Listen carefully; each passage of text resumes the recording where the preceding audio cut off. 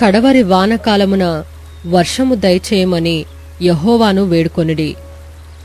ప్రతివాని చేనిలోనూ పైరు మొల్చినట్లు యెహోవా మెరుపులను పుట్టించును.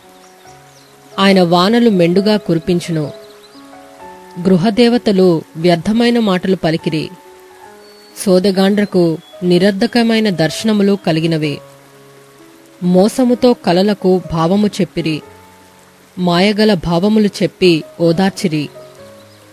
కాబట్టి గొర్రెల మంద తిరుగులాడునట్లు జనులు తిరుగులాడిరి.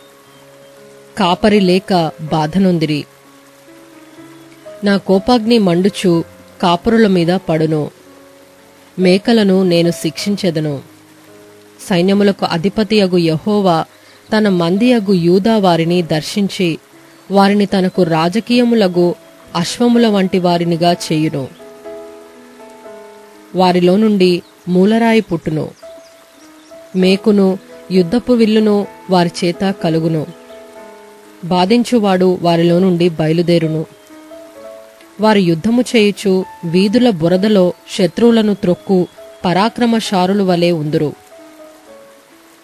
యెహోవా వారికి తోడయుండును గనుక వారు యుద్ధము చేయగా గుర్రములను ఎక్కువారు సిగ్గునొందుదురు. నేను యూదా వారిని బలశాలురుగా చేసెదను. యోసేపు సంతతి వారికి రక్షణ కలుగజేసి వారికి నివాస స్థలము ఇచ్చెదను. నేను వారి ఎడల జాలిపడుదును. నేను వారి దేవుడనైన యెహోవాను.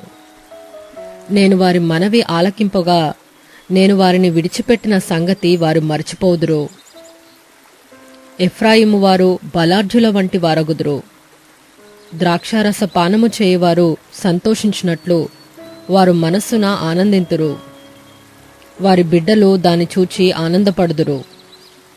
యెహోవాని బట్టి వారు హృదయపూర్వకముగా ఉల్లసించుదురు.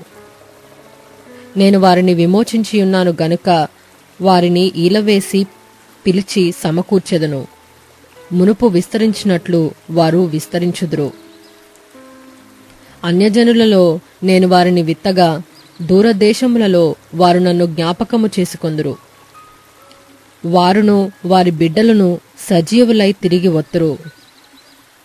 ఐగుప్తు దేశములో నుండి వారిని మరలా రప్పించి అష్షూరు దేశములో నుండి సమకూర్చి ఎక్కడనూ చోటు చాలనంత విస్తారముగా గిలాదు దేశములోనికి లెబానోను దేశములోనికి వారిని తోడుకొని వచ్చెదను. యెహోవా దుఃఖ సముద్రము దాటి సముద్ర తరంగములను అణచివేయును. నైలు నది యొక్క లోతైన స్థలములను ఆయన ఎండచేయును.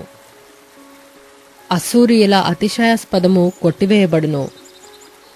ఐగుప్తీయులు రాజదండమును పోగొట్టుకొందురు. నేను వారిని యెహోవా యందు బలశారులుగా చేయుదును.